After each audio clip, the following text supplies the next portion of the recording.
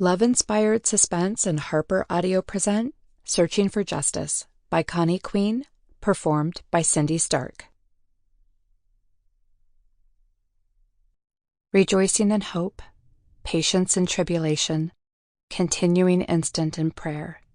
Romans 12:12. To my sisters, I'm so grateful you're not scared to ask me to tell you about the story I'm working on. That takes a lot of guts. Thank you for being there. Chapter 1. A shiver skittered down Bryn Taylor's spine as the headlights hit the old Victorian house that had once served as her foster home. Raindrops streaked across the windshield, and a gust of chilly wind hit the side of her Ford truck, causing it to shake. Dead grass blew along the barbed wire fence row, making everything seem barren and cold. Bryn hadn't been back since Child Protective Services removed her from the Moonies' home, just 3 days after Carrie, her foster sister, had disappeared. Not a day went by that she didn't think about that night 16 years ago. Guilt still weighed on her, and she wondered if the feeling would ever go away. It would be a relief if she could make up for what she couldn't do years ago. Her gaze took in the vast home. Rain at nighttime gave the structures an ominous appearance. The truck's headlights reflected from the upstairs windows, almost like a light was on. The room had been the one she had shared with Carrie and their younger foster sister Tessa. Maybe she shouldn't have come tonight, when no one was around, but she feared returning to the home tomorrow might cause her to freeze up or make a mistake when her team depended on her.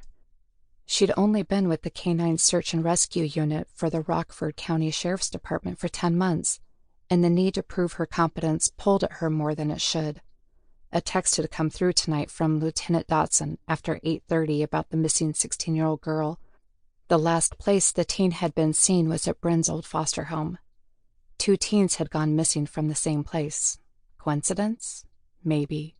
Or maybe not. Coldness touched Bryn's shoulder. Fergie, her St. Bernard canine partner, brushed her nose against her skin before resting her head on her shoulder.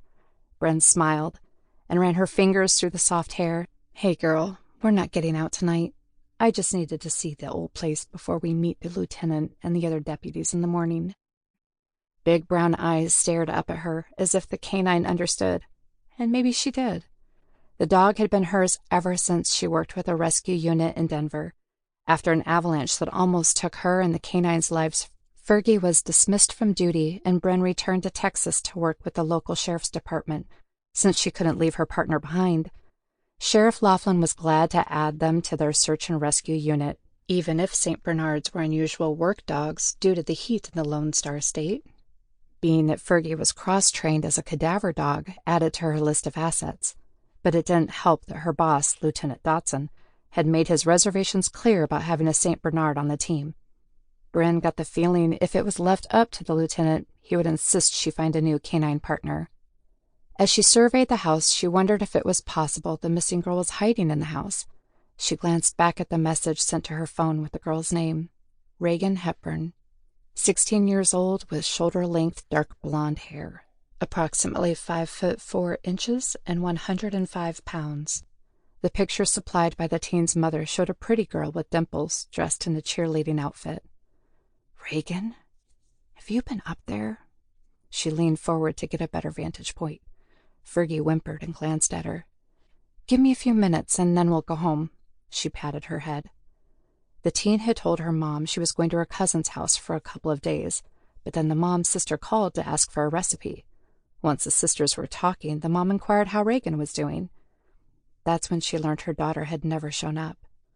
After questioning the cousin, the teen admitted Reagan had gone to Hope Valley, the closest town to the Mooney home. Several people had seen Reagan around and said she'd been asking about Carrie and was staying at Nina's bed and breakfast.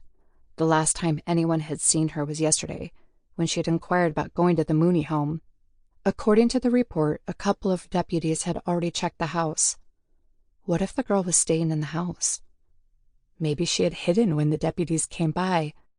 Had Reagan met someone there? And if so, who? Bryn didn't know why she'd be there, but why do teens do a lot of things? Carrie had been about the same age when she disappeared. Sample complete. Ready to continue?